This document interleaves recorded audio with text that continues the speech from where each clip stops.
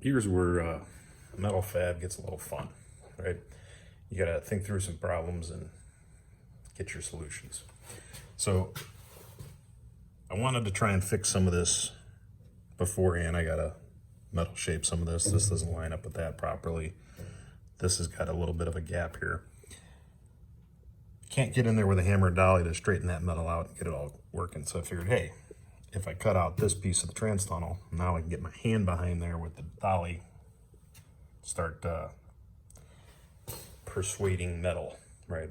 So before I do that, I gotta make this template. So how do you make a template out of curved pieces of metal, right? This is kind of how you do it. Normally with flat sheets, you can use cardboard or any type of scrap, pliable paper.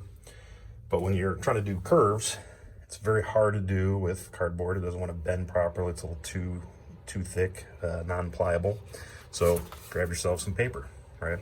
So what I've done on the inside here, see a little bit here with the glare, sorry, is I got two pieces of paper taped together just because I don't have paper large enough to do this with. You can use chipboard sometimes, construction paper, cardboard, regular paper.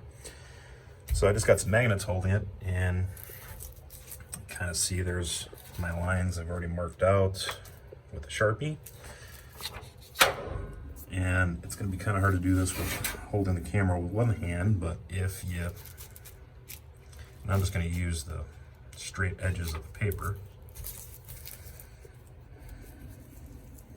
All right, you do that, and then you just kind of fold it over to what you need. And, sorry, I had this all set up before. I've actually got another template that I've already made. I'm just doing this for the purpose of this video, all right? So what you want to do is you want to get that paper nice and tight. Sorry, trying to do this not that coordinated. Now, here we got a little bit of a problem, which it's not really a problem, but if you ever look at this, see how the paper doesn't want to curve there? That's because this metal here has been shrunk and it's tighter here, right? The curvature is wider over here than it is. It's tighter on this end. So that's where they shrink the metal. Now, with paper, you just kind of have to get it to bunch up a little bit. You might need a couple more magnets. Now here's where I say it really doesn't matter, because you can see this mark here. This is where I was tracing it out on my other template that I made, and I just overshot it. I'm making two different patches here because my slip roller can't do that one length of metal in one pass, so I gotta do two different passes. So that's really where this doesn't become a problem. It may be a problem when I make this template, right? Now when I make this template, this might be a little bit more difficult to do this with, but we'll get to that later. So that's just a neat little tip or trick. Use paper, right? It's a lot more pliable. You can get it to do things that you couldn't do with chipboard or cardboard or anything like that.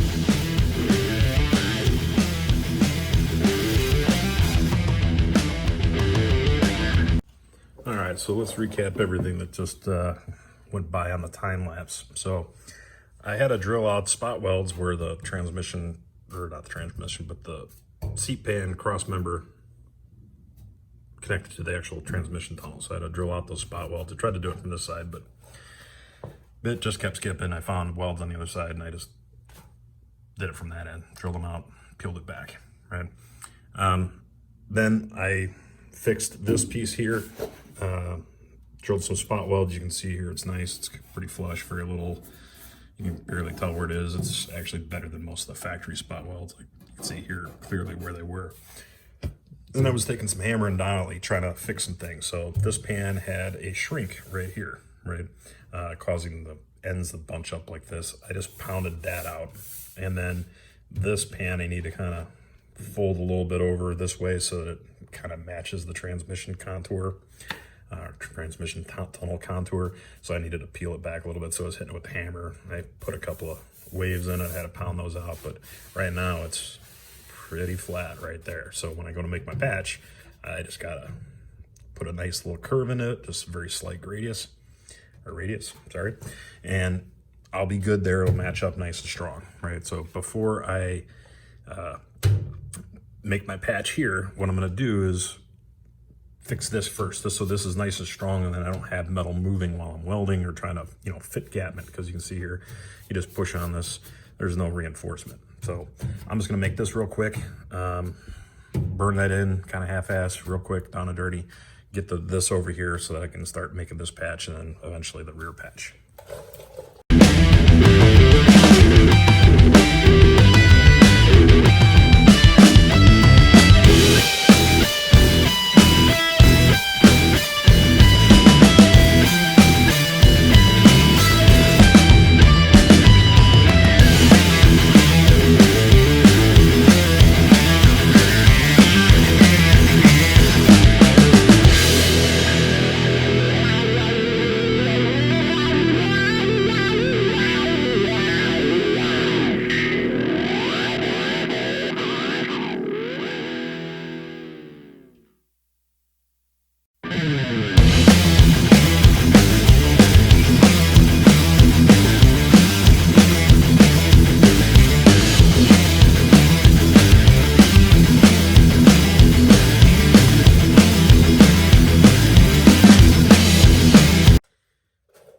So, a lot of work for a whole lot of little nothing.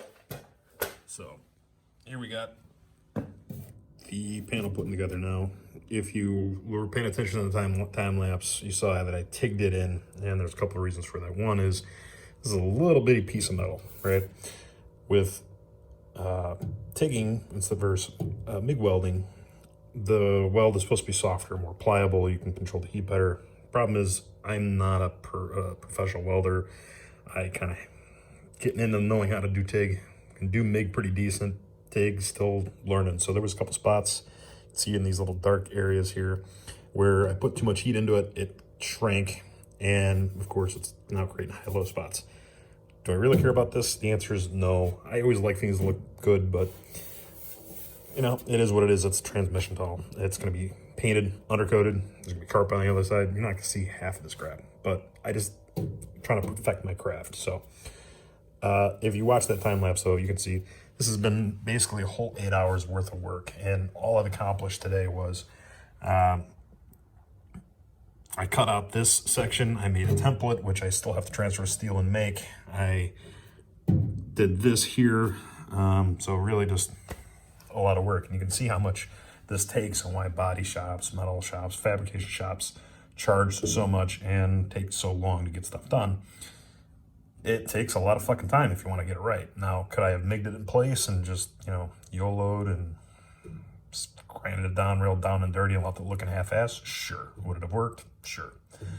I don't want it to look like that, right? That was what the previous people did to this car, and I didn't like having to come back and clean up after. So, again, not a whole lot done today. Just some spot welds, a patch that was made for here. I'm just going to trim that little tab up there if you can kind of see it with the camera with the light, but just a little bit extra on my patch. Did some touch-ups on welding on this, and then of course I cut out this center section here, and I walk over.